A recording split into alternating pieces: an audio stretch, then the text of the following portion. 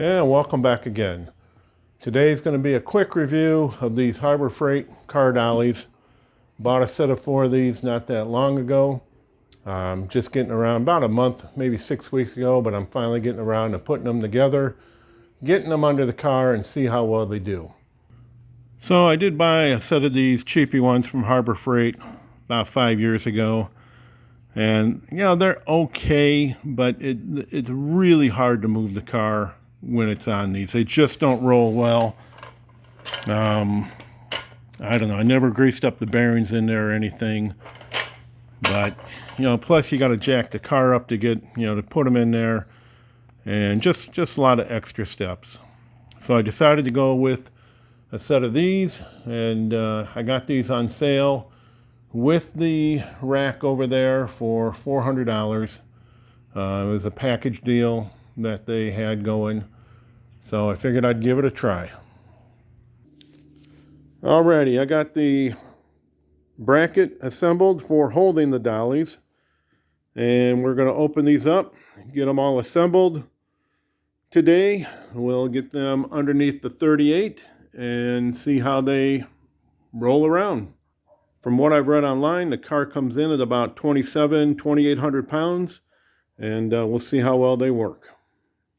So the first thing we're going to show you is taking the wheels out. Seen a lot of reviews online where the wheels are dry, no grease in the bearings. So I'm going to pull them apart, grease them up, put a little bit of grease in there, see if that helps, make them roll a little bit easier. And we'll show you how. I'm just going to show you on one wheel, and then I'm going to do the rest of them and get them assembled. So here I have one out of the box, and let me flip this up.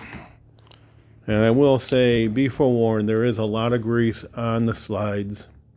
There's quite a bit of grease over here in the actuator, which makes it go up and down. I suppose you need it in there, but, if you got, you don't want to get any on your clothes, just be aware of it. Not a big deal. I'll get the 4 wheels on this, and we'll give them a test. All right. So I've got my 4 wheels out here, and it's hard to see, but I did look in here, and there is grease in this top half on all 4 of them. I've already opened up a couple other wheels, and there is no grease on the bearings in here, so I'm going to open these up, show you what I'm greasing in here, and we'll get these things assembled. Let's get started. All right, I'm going to show you the brake wheel first and only one. It's a little bit more complicated because you have the brake assembly there, but it's pretty easy to do. Just break that nut loose, and these have the nylon inserts on these, so just keep them locked down. Now what I did was I slide the bolt out just slightly so that I can get the brake portion off. Makes it a little bit easier to take off. And then the bolt slides out.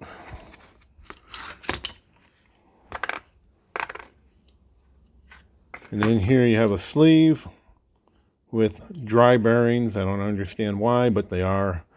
And then another sleeve inside. So I'm just using regular chassis grease. I'll put a little grease on the bearings and on this inner sleeve, and then we'll reassemble this.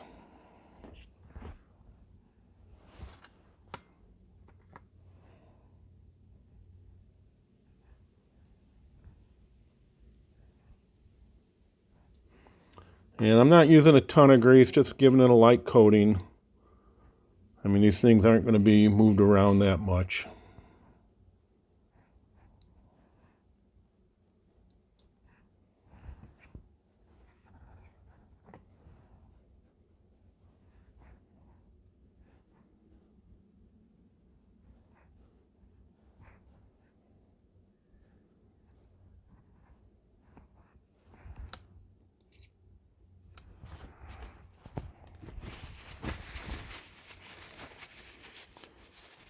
I'll take the outer sleeve now and put it over there.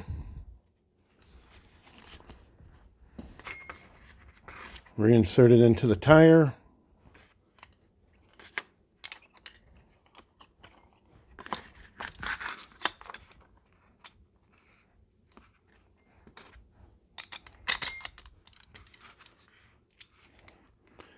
And on this side now, I'm not going to put the bolt all the way through until I get the brake on here, because you have a little bit of a lip right there that needs to go underneath there.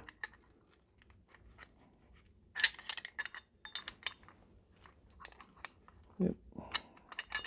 And then that goes into the slot, into the groove there. Now you can push it through, put the arm actuator on there. Make sure your bolt is in.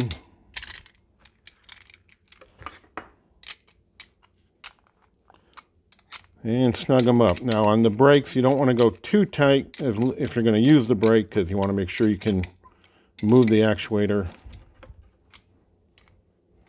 And that's about as tight as I want to go. I have noticed that all of my wheels have a little bit of play that way. I don't think that's a big deal. I don't have any play moving up and down this way. So I'll get the other ones greased up and we'll get these things assembled. All right, so I have already put them under the car and I moved the car out a little bit. Now I do have cardboard over there in the front, and I have it going all the way underneath the car, so the rollers are already on the cardboard in the back. But this thing moves so much easier. With the old ones, I mean, I had to put everything I had into it to get it to move. And with these dollies, it moves fairly easy. Let me show you how. So like I said, there is cardboard underneath there, and the dollies have already started up on the cardboard, which, you know, was a little bit hard once it got on the cardboard. But I'm going to try pushing the car back the other way and show you how it moves.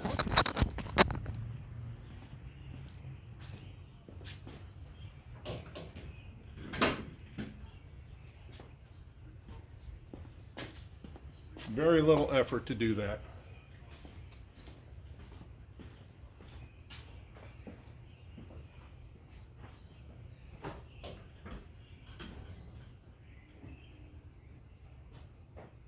So I'm going to pull it back out because I do have some stuff to put back in my cabinets over there.